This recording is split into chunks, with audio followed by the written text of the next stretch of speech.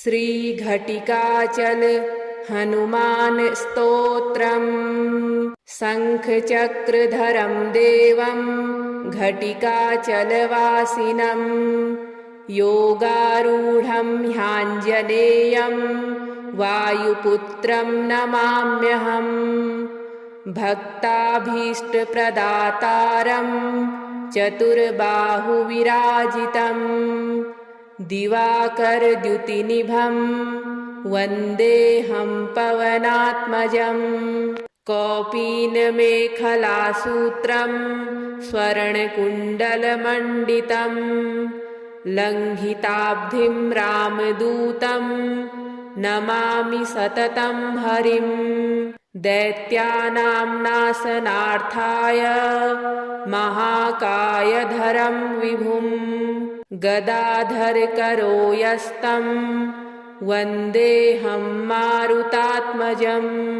नृसिंहाभिमुखो भूत्वा पर्वताग्रे च संस्थितं वाञ्छनन्तं ब्रह्मपदवीं नमामि कपिनायकम्। बालादित्यवपुष्कं च सागरोत्तारकारकं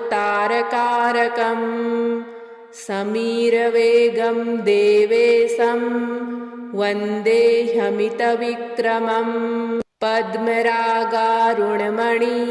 शोभितं कामरूपिणं पारिजाततरुस्थं च वन्देऽहं वनचारिणम्। रामदूतं नमस्तुभ्यं पादपद्मार्चनं सदा देहि मे वाञ्छितफलं पुत्रपौत्रप्रवर्धनम्। इदं स्तोत्रं पठे नित्यं प्रातःकाले द्विजोत्तम तस्याभीष्टं ददात्याशु रामभक्तो महाबल। शङ्खचक्रधरं देवं घटिकाचलवासिनं योगारूढं ह्याञ्जनेयं वायुपुत्रं नमाम्यहम्। भक्ताभीष्टप्रदातारं चतुर्बाहुविराजितं दिवाकरद्युतिनिभं वन्देऽहं पवनात्मजम्। कौपीनमेखलासूत्रं स्वर्णकुण्डलमण्डितं लङ्घिताब्धिं रामदूतं नमामि सततं हरिं। दैत्यानां नाशनार्थाय महाकायधरं विभुं गदाधरकरो यस्तं वन्देऽहं मारुतात्मजम्। नृसिंहाभिमुखो भूत्वा पर्वताग्रे च संस्थितं वाञ्छनन्तं ब्रह्मपदवीं नमामि कपिनायकम्। बालादित्यवपुष्कं च सागरोत्तारकारकं समीरवेगं देवेशं वन्देऽहमितविक्रमम्। पद्मरागारुणमणि शोभितं कामरूपिणं पारिजाततरुस्थं च वन्देऽहं वनचारिणम्। रामदूतं नमस्तुभ्यं पादपद्मार्चनं सदा देहि मे वाञ्छितफलं पुत्रपौत्रप्रवर्धनम्। इदं स्तोत्रं पठे नित्यं प्रातःकाले द्विजोत्तम तस्याभीष्टं ददात्याशु रामभक्तो महाबल। शङ्खचक्रधरं देवं घटिकाचलवासिनं योगारूढं ह्याञ्जनेयं वायुपुत्रं नमाम्यहम्। भक्ताभीष्टप्रदातारं चतुर्बाहुविराजितं दिवाकरद्युतिनिभं वन्देऽहं पवनात्मजम्। कौपीनमेखलासूत्रं स्वर्णकुण्डलमण्डितं लङ्घिताब्धिं रामदूतं नमामि सततं हरिं। दैत्यानां नाशनार्थाय महाकायधरं विभुं गदाधरकरो यस्तं वन्देऽहं मारुतात्मजम्। नृसिंहाभिमुखो भूत्वा पर्वताग्रे च संस्थितं वाञ्छनन्तं ब्रह्मपदवीं नमामि कपिनायकम्। बालादित्यवपुष्कं च सागरोत्तारकारकं समीरवेगं देवेशं वन्देऽहमितविक्रमम्। पद्मरागारुणमणि शोभितं कामरूपिणं पारिजाततरुस्थं च वन्देऽहं वनचारिणम्। रामदूतं नमस्तुभ्यं पादपद्मार्चनं सदा देहि मे वाञ्छितफलं पुत्रपौत्रप्रवर्धनम्। इदं स्तोत्रं पठे नित्यं प्रातःकाले द्विजोत्तमा तस्याभीष्टं ददात्यासु रामभक्तो महाबल। शङ्खचक्रधरं देवं घटिकाचलवासिनं योगारूढं ह्याञ्जनेयं वायुपुत्रं नमाम्यहम्।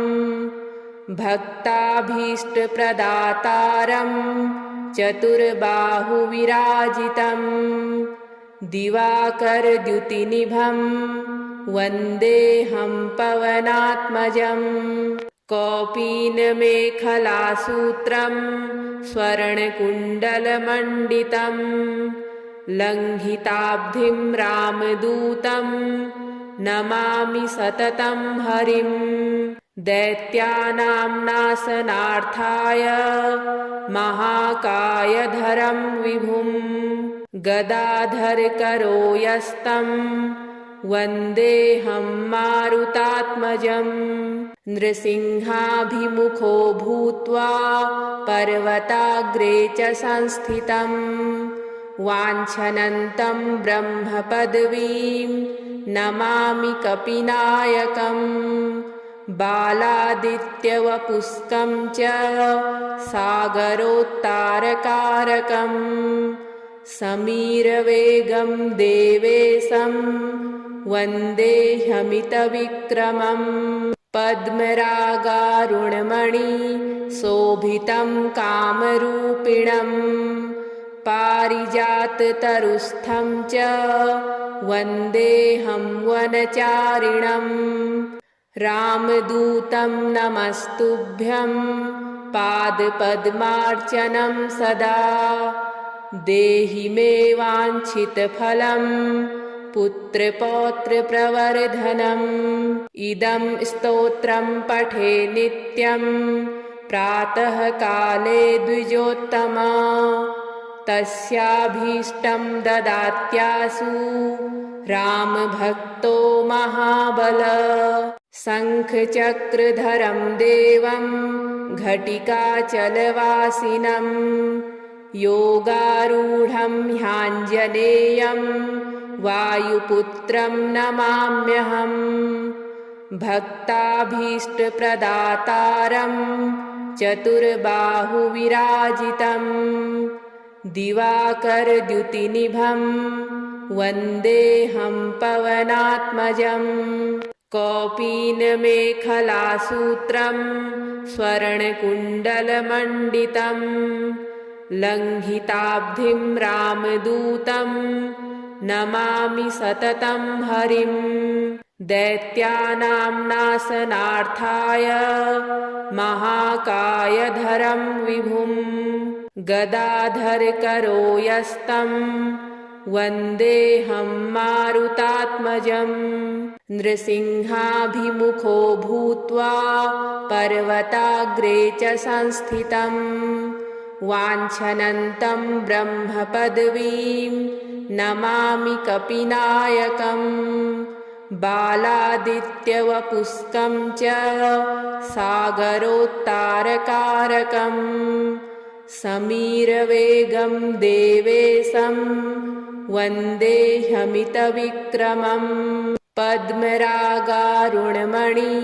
शोभितं कामरूपिणम् पारिजाततरुस्थं च वन्देऽहं वनचारिणम् रामदूतं नमस्तुभ्यं पादपद्मार्चनं सदा देहि मे वाञ्छितफलं पुत्रपौत्रप्रवर्धनम् इदं स्तोत्रं पठे नित्यं प्रातःकाले द्विजोत्तमा तस्याभीष्टं ददात्यासु रामभक्तो महाबल शङ्खचक्रधरं देवं घटिकाचलवासिनं योगारूढं ह्याञ्जनेयं वायुपुत्रं नमाम्यहम् भक्ताभीष्टप्रदातारं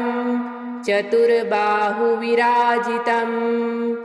दिवाकरद्युतिनिभं वन्देऽहं पवनात्मजम् कौपीनमेखलासूत्रं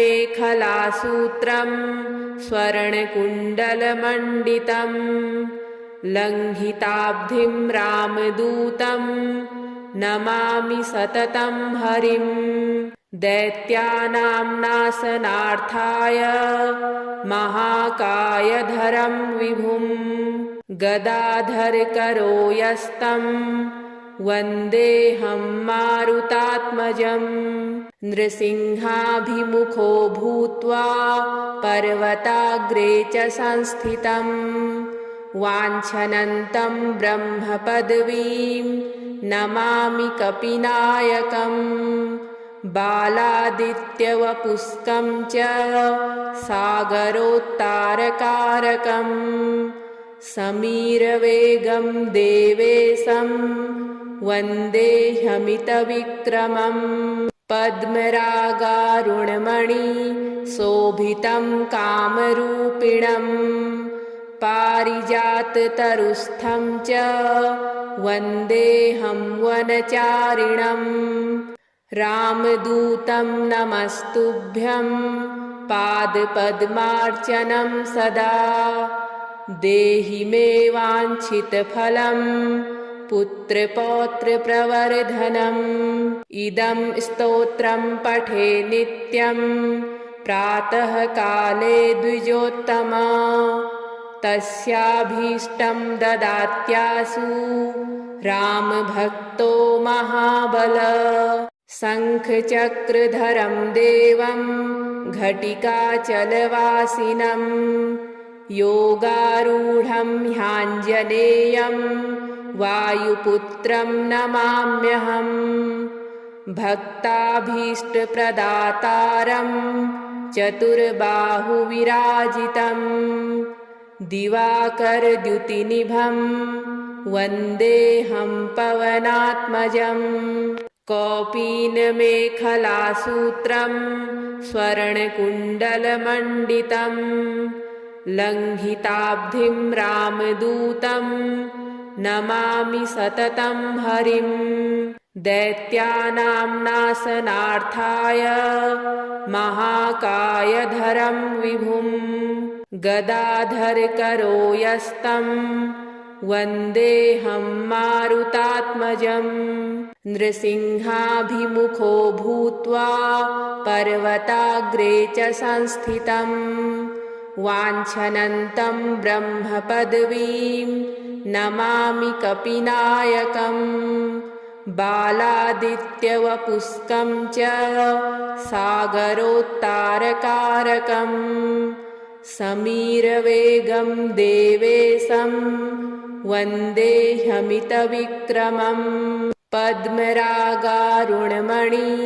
शोभितं कामरूपिणम् पारिजाततरुस्थं च वन्देऽहं वनचारिणम् रामदूतं नमस्तुभ्यं पादपद्मार्चनं सदा देहि मे वाञ्छितफलं पुत्रपौत्रप्रवर्धनम् इदं स्तोत्रं पठे नित्यं प्रातःकाले द्विजोत्तमा तस्याभीष्टं ददात्यासु रामभक्तो महाबल शङ्खचक्रधरं देवं घटिकाचलवासिनं योगारूढं ह्याञ्जनेयं वायुपुत्रं नमाम्यहम् भक्ताभीष्टप्रदातारं चतुर्बाहुविराजितं दिवाकरद्युतिनिभं वन्देऽहं पवनात्मजम् कौपीनमेखलासूत्रं स्वर्णकुण्डलमण्डितं लङ्घिताब्धिं रामदूतं नमामि सततं हरिं दैत्यानां नाशनार्थाय महाकायधरं विभुं गदाधरकरो यस्तं वन्देऽहं मारुतात्मजम् नृसिंहाभिमुखो भूत्वा पर्वताग्रे च संस्थितं वाञ्छनन्तं ब्रह्मपदवीं नमामि कपिनायकम् बालादित्यवपुष्कं च सागरोत्तारकारकम् समीरवेगं देवेशं वन्देह्यमितविक्रमम् पद्मरागारुणमणि शोभितं कामरूपिणं पारिजाततरुस्थं च वन्देऽहं वनचारिणम् रामदूतं नमस्तुभ्यं पादपद्मार्चनं सदा देहि मे वाञ्छितफलं पुत्रपौत्रप्रवर्धनम् इदं स्तोत्रं पठे नित्यं प्रातःकाले द्विजोत्तमा तस्याभीष्टं ददात्यासु रामभक्तो महाबल शङ्खचक्रधरं देवं घटिकाचलवासिनं योगारूढं ह्याञ्जनेयं वायुपुत्रं नमाम्यहम् भक्ताभीष्टप्रदातारं चतुर्बाहुविराजितं दिवाकरद्युतिनिभं वन्देऽहं पवनात्मजम् कौपीनमेखलासूत्रं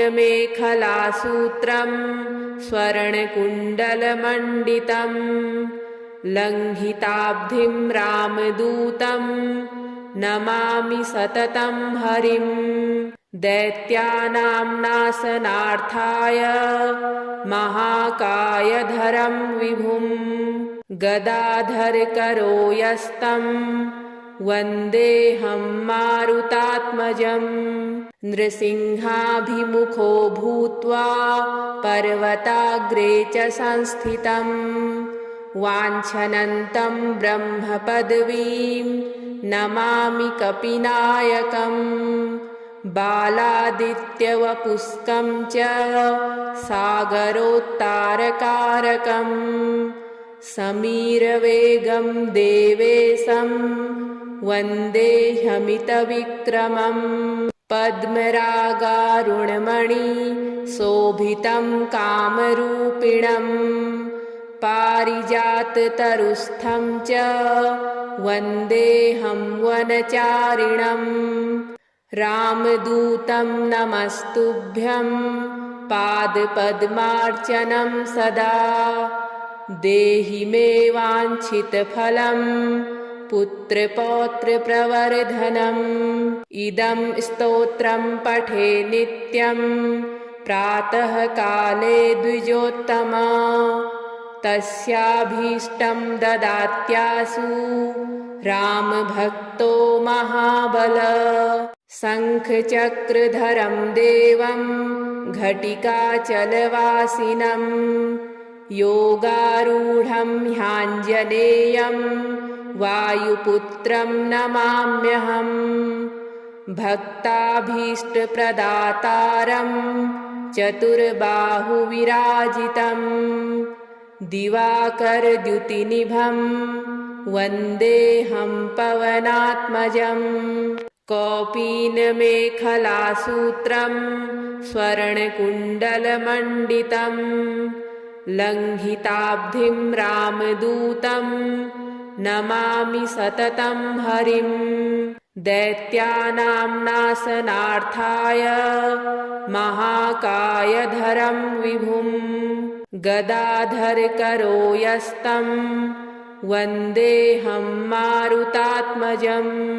नृसिंहाभिमुखो भूत्वा पर्वताग्रे च संस्थितं वाञ्छनन्तं ब्रह्मपदवीं नमामि कपिनायकम्। बालादित्यवपुष्कं च सागरोत्तारकारकं समीरवेगं देवेशं वन्देऽहमितविक्रमम्। पद्मरागारुणमणि शोभितं कामरूपिणं पारिजाततरुस्थं च वन्देऽहं वनचारिणम्। रामदूतं नमस्तुभ्यं पादपद्मार्चनं सदा देहि मे वाञ्छितफलं पुत्रपौत्रप्रवर्धनम्। इदं स्तोत्रं पठे नित्यं प्रातःकाले द्विजोत्तमा तस्याभीष्टं ददात्यासु रामभक्तो महाबल। शङ्खचक्रधरं देवं घटिकाचलवासिनं योगारूढं ह्याञ्जनेयं वायुपुत्रं नमाम्यहम्। भक्ताभीष्टप्रदातारं चतुर्बाहुविराजितं दिवाकरद्युतिनिभं वन्देऽहं पवनात्मजम्। कौपीनमेखलासूत्रं स्वर्णकुण्डलमण्डितं लङ्घिताब्धिं रामदूतं नमामि सततं हरिम्। दैत्यानां नाशनार्थाय महाकायधरं विभुं गदाधरकरो यस्तं वन्देऽहं मारुतात्मजम्। नृसिंहाभिमुखो भूत्वा पर्वताग्रे च संस्थितं वाञ्छनन्तं ब्रह्मपदवीं नमामि कपिनायकम्।